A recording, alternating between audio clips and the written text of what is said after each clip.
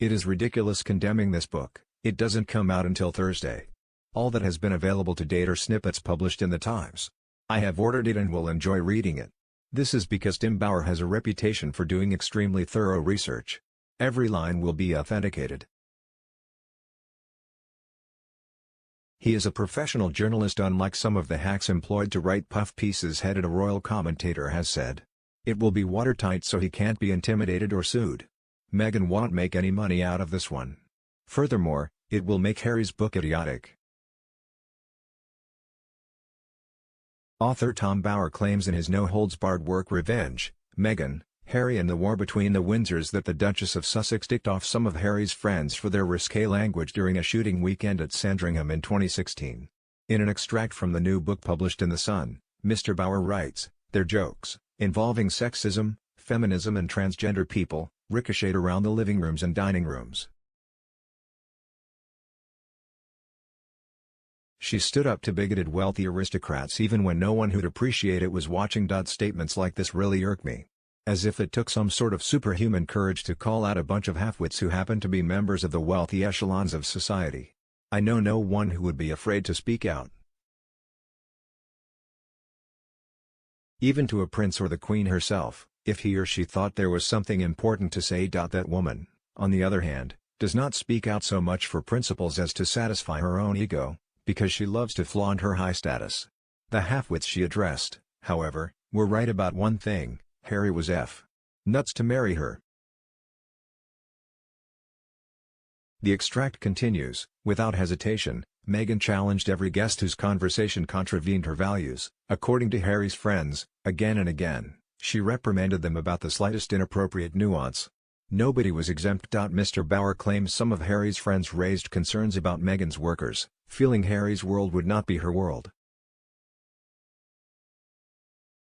The claims have sparked an outcry on social media, with one Twitter user labeling the claims a hit piece against the Duchess. Twitter user Ben Fletcher fumed, "This is part of a massive hit piece on Meghan. But this makes Harry's friends, not Meghan, look like insufferable a-holes. Because it sounds as though her beliefs of animal rights and male chauvinists, and women's rights go out of the window when it comes to her climbing that ladder for pretended fame and fortune. Shows she is two-faced and deluded, but her followers still cannot see her for what she is. If it were me and they were doing something I did not like, I would have just gone home and left them to it. I would not associate with anyone who fell below my standards. Not messy baby, she comes first and stuff her standards, as money and fame is more important." The hard-hitting criticism was followed by a link to an article in the Times newspaper under the headline "Harry must be nuts, what is oldie Tony and friends made of Meghan?" Fellow Twitter user PS to Resistance replied, "Good for Meghan. She spoke out for what was right."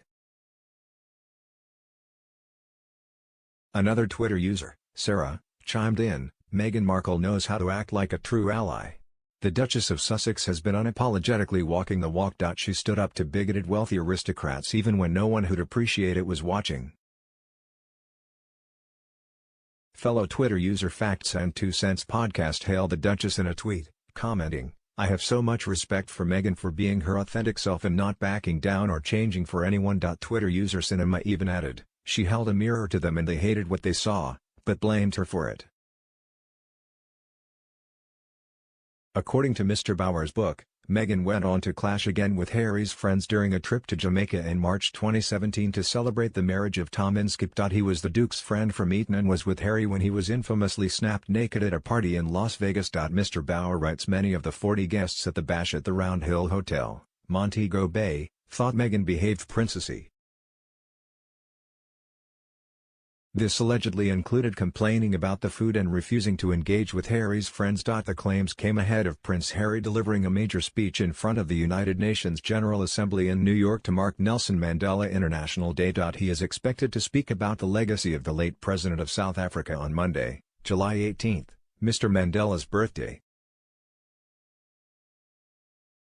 Meghan is due to accompany her husband after having spoken at a conference at the UN's headquarters on International Women's Day in 2015. The Sussexes met Mr. Mandela's widow Graça Machel on a visit to South Africa in 2019. According to Mail Online, after being introduced to Harry and Meghan, Ms. Machel said, "It's wonderful meeting you.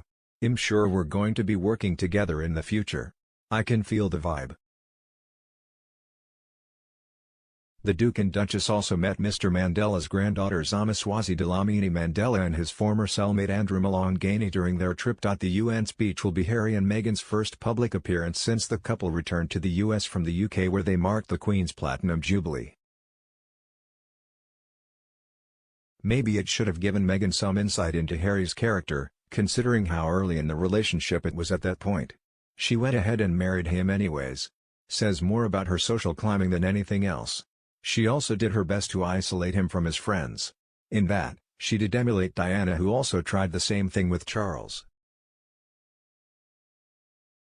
Why would the piece irritate fans of Meghan? She called out Harry's pals on their silly, ignorant behavior.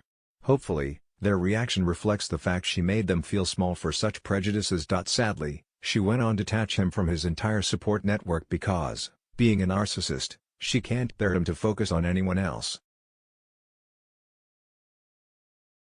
It talks about her behaving in a princessy fashion by complaining about the food and refusing to engage with his friends. That isn't princessy, that is unforgivably rude, arrogant, and the mark of a totally selfish spoilt brat.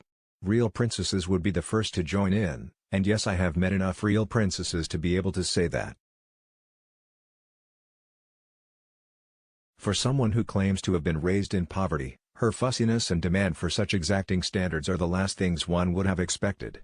She was definitely at the back of the queue when qualities of humility were being handed out.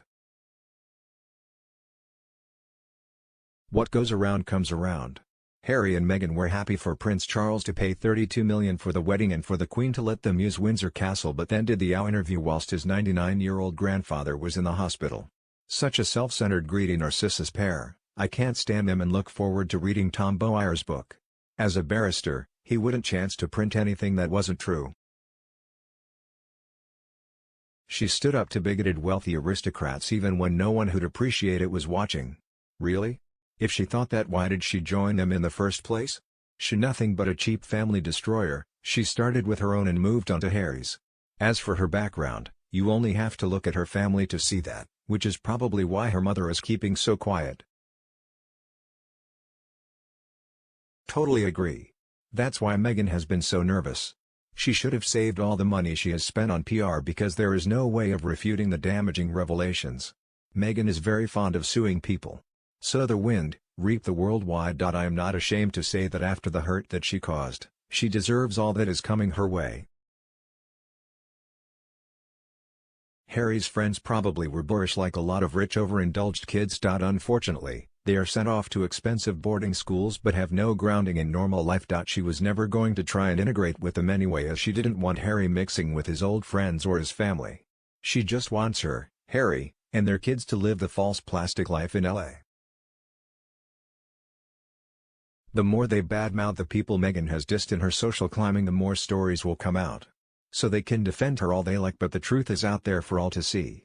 If there is nothing in it for her, she isn't interested, and she had to separate H from his friends in order for her wish to move to Cali to work. So no surprise she found fault with his friends.